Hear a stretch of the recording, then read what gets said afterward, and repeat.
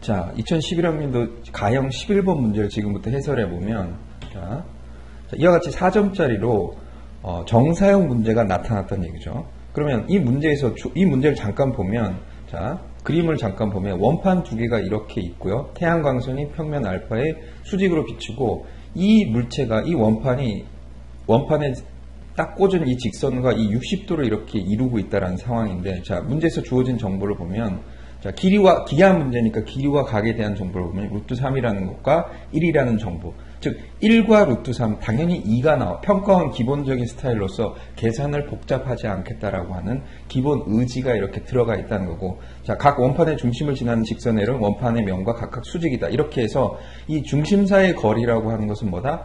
평면과 평면 사이의 거리로서 최소 거리로 주어진 거다라는 거죠.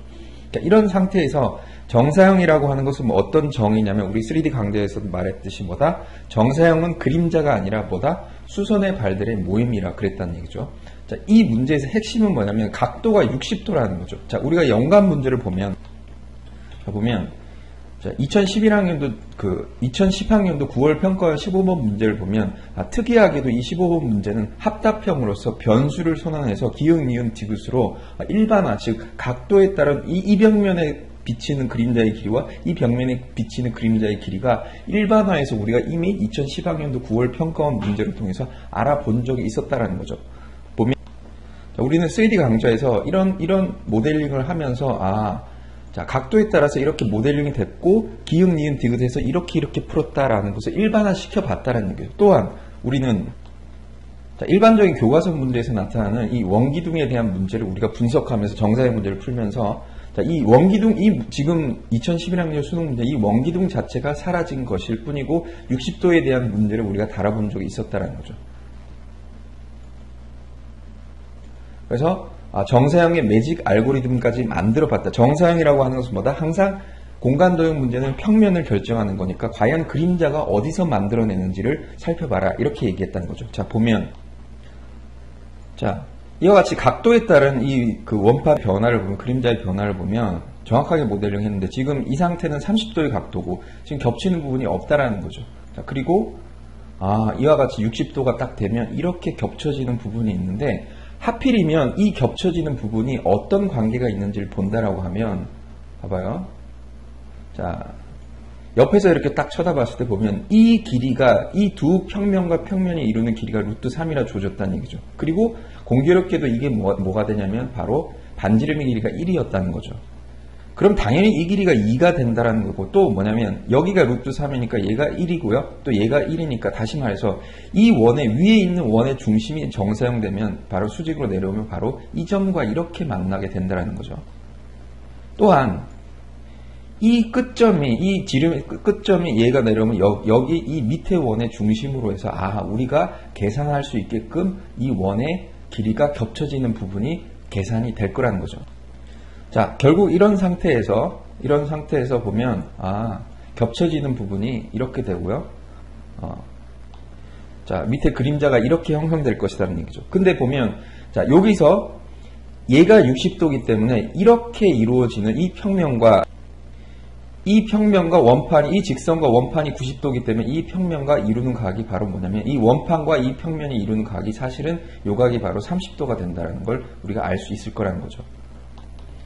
그렇다면 문제의 관건은 뭐냐면 바로 이 부분, 겹치는 부분의 넓이를 구하는 것이 관건인데, 그건 너무나 쉽게 주어진 것이 바로 뭐냐면, 자, 평가원에서 다 두 중심이 이렇게 만나게 이렇게 만들었다는 얘기죠. 그러니까 얘도 반지름이고 얘도 반지름이고 얘도 반지름이고 얘도 반지름일 수밖에 없다라는 거죠. 또한 얘도 이렇게 반지름이 된다는 거. 그러니까 이 각이라고 하는 것은 1대 1대 1 다 이게 정삼각형들이 두 개가 붙어 있는 거니까 이 각이 바로 몇 도가 되냐면 120도가 되더라는 얘기죠.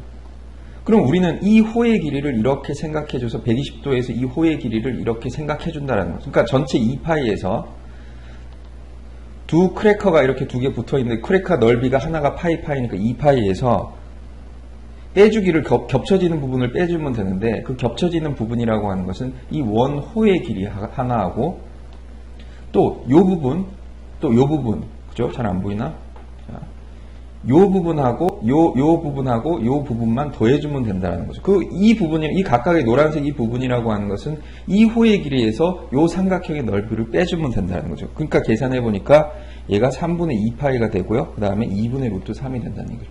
이것이 바로 뭐냐면 누크레카의 겹친 부분을 뺀 요 넓이가 바로 S가 된다는 얘기죠. 자, 그럼 S가 되면 S 다시라고 하는 건 S에다가 코사인 세타를 곱하는 거니까 여기서 코사인 세타라고 하는 것은 여기서 이 각이 몇 도라고 하면 30도가 된다. 그러니까 2분의 루트 3을 여기다 곱해주니까 이 앞에다가 2분의 루트 3을 곱하게 된다는 거죠.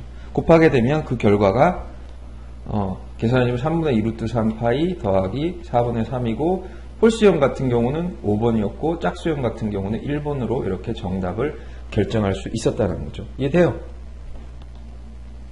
역시 이번 수능에서는 평가원에서 이미 예시했던 각도에 따른 정사형의 변화, 그림자의 변화를 일반화시켰었고 그 특수한 형태의 문제를 한번 출제를 해봤다는 거죠. 오케이?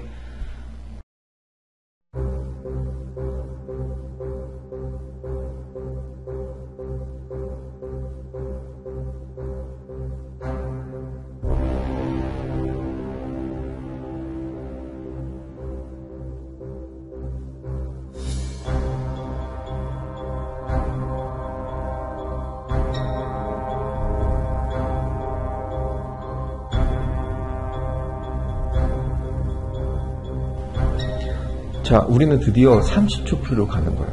자,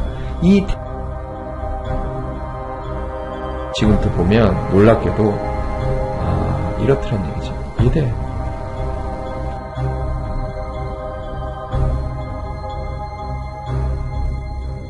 자, 봐봐.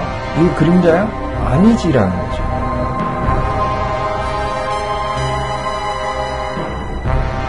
이거야. 모든 정보가 어디로 모인다고?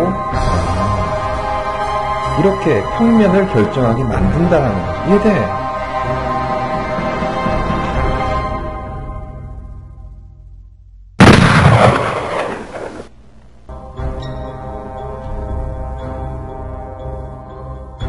자, 무엇을 정사형이라고 그랬지? 그지라는 거지. 어떻게 한다? 정사형의 매직 주문은 뭐였지?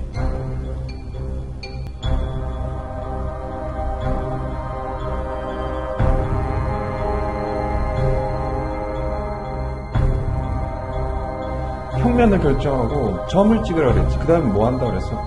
경우를 나누어라. 인지서클은 이렇게 적용된다.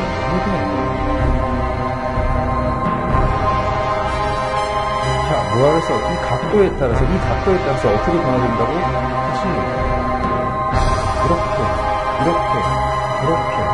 변수가 선언됐으면 어떤 변화가 생기는데? 이게.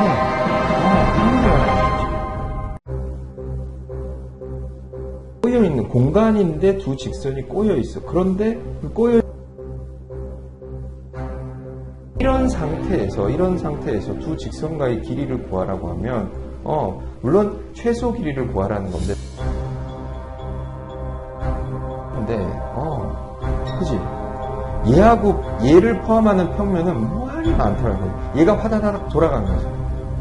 무한히 많은데 그 중에 하필이면 얘와의 관계가